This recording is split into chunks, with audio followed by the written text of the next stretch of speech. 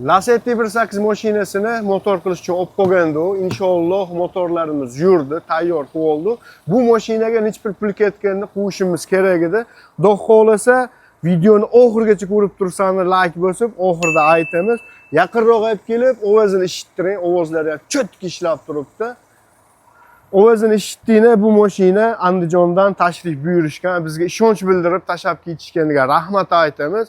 Biz ishxonamiz eng asosiy fishkalaridan biri toker xizmati, val, blok, galopka remonti и motor mo'kali ham bir joyda bitadi. Kimga qaysi avtomashinani motori nech pul bilan chiqib ketish qizig'i bo'lsa, kommentariyada yozib qoldiringlar.